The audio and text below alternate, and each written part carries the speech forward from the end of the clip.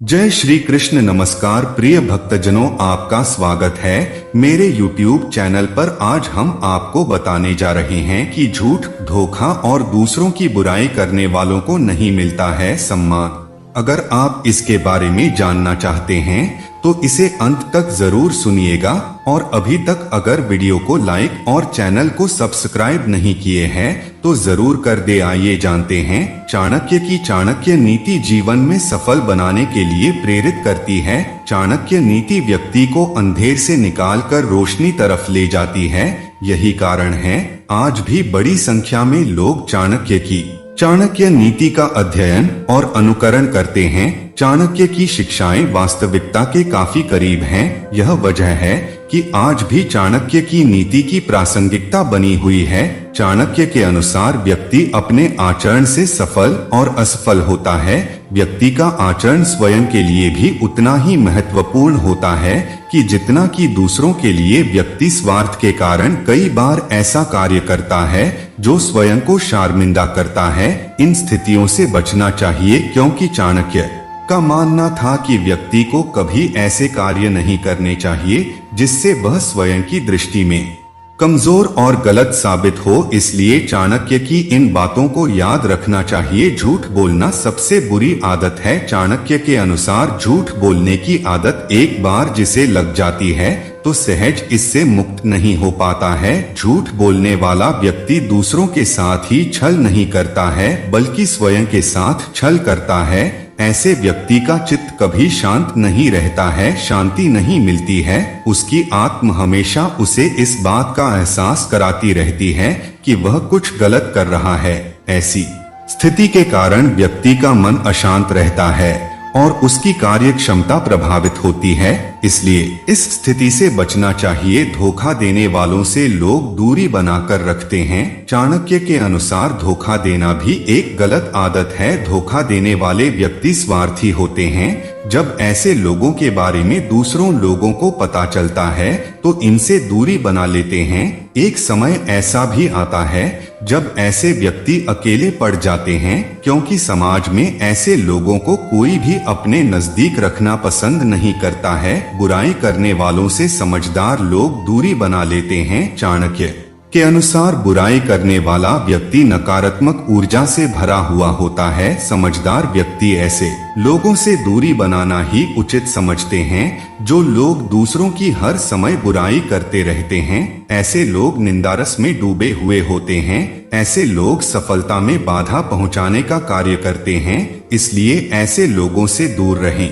जीवन अपनी गति से चल रहा होता है, हम भी जीवन का साथ दे रहे होते हैं। दुनिया भर की तकलीफ केवल इसलिए सह रहे होते हैं कि कोई ऐसा जीवन में होता है जिसके होने से यह सभी कष्ट हमें आसान लगते हैं।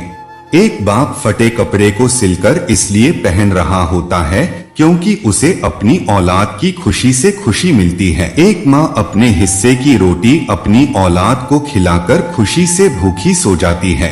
एक प्रेमी पैदल चलकर टैक्सी का किराया इसलिए बचा रहा होता है क्योंकि उसे अपनी प्रेमिका को उपहार देना है। एक दोस्त दूसरे दोस्त के साथ होने से इसलिए सुरक्षित महसूस कर रहा होता है क्योंकि उसे अपने दोस्त पर भरोसा है।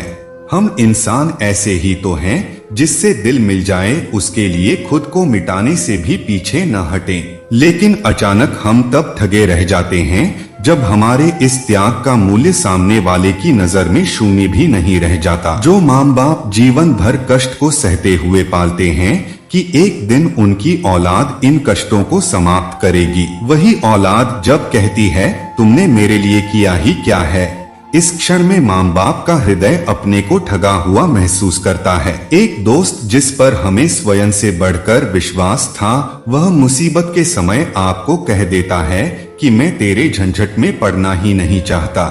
संसार में ऐसे अनेक उदाहरण रोज सामने आते हैं जहां भावनाओं को नहीं बल्कि स्वार्थ को महत्व दिया जाता है। ऐसा क्यों होता है कि ऐसा इसलिए होता है क्योंकि इस संसार में अनगढ़ और सुगढ़ दोनों प्रकार के व्यक्ति रहते हैं। हमारी इच्छित प्रकृति के व्यक्ति सदा मिलते रहे, ऐसा नहीं हो सकता। इस संसार में भांति भांति के जीवों, मनुष्यों के निर्वाह की विधाता ने गुंजाइश रखी है। इस संसार की संयुक्त रसोई में सदा वह नहीं पक सकता जो हम चाहते हैं। हमें बहुत सोच समझकर अपनी भावनाएं किसी से जोड़नी चाहिए। महात्मा बुद्ध कहते हैं कि बाकी संबंध जो भी हमें चारों ओर से प्राप्त हुए हैं, उनके प्रति अपनी जिम्मेदारी निभाते हुए उनके साथ तालमेल बिठाकर बिना टकराए जीवन गुजार सके, तो ऐसी बात सोचनी चाहिए। संसार में हर किसी के साथ अनावश्यक उदारता बरतने की भावुकता अंततः बड़ी महंगी पड़ती है। ऐसे अनेकों उदाहरण संसार में देखे जाते हैं जहां माता पिता अति भावुकता में अपनी जीवन भर की कमाई अपने बच्चों के हवाले करके दर दर ठोकरें खाने को मजबूर होते हैं। आपको अपना सम्मान करना भी सीखना चाहिए।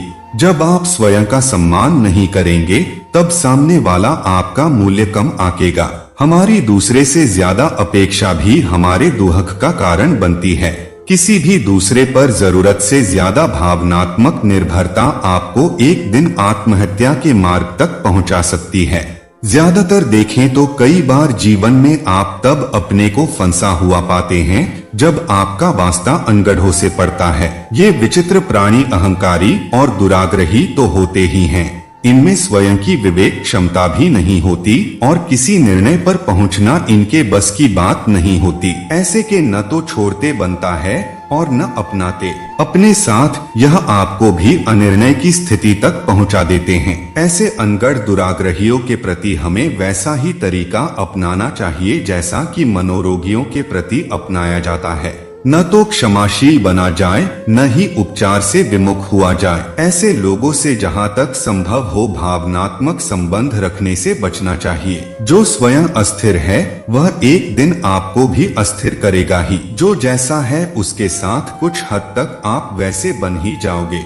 एक खेल में हारने से थोड़ी देर का दुख जरूर होता है, पर अगले ही क्षण अगले की तैयारी में खिलाड़ी जुट जाता है। न जाने कितनी बार सचिन 99 पर आउट हो जाते थे, लेकिन निराश होकर खेल नहीं छोड़ देते थे बल्कि अगले खेल की तैयारी में जुट जाते थे। जीवन में सुख दुख हार जीत आती जाती रहती है। सबसे सीखकर आगे बढ़ने का नाम ही जीवन है। कहीं एकांत में जाकर जी भर कर रोएं और अपने को गुनहगार न माने। आप जिस भी ईश्वर को मानते हो उन्हीं से अपने दिल की बात एकांत में जाकर खुलकर बोलें। विश्वास रखें वह आपकी बात जरूर सुनेंगे। अगर आप नास्तिक हैं तो एकांत में जाकर किसी पेड़ पौधे से अपनी बात कहें। वो भी जाड़ा गर्मी बरसात सहकर खिले हुए खड़े रहते हैं।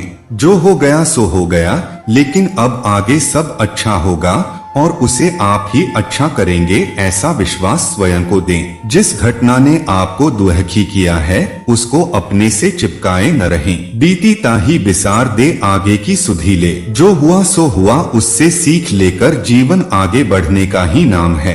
तो दोस्तों आज के लिए बस इतना ही। अगर इस वीडियो को बोलते समय कोई गलती हुई हो तो मैं क्षमा चाहता हूं। उम्मीद करता हूं कि आप सभी को ये वीडियो अच्छी लगी होगी। अगर आप श्री कृष्ण के सच्चे भक्त हैं तो वीडियो को लाइक और चैनल को सब्सक्राइब करके कमेंट में जय श्री कृष्ण जरूर लिखें।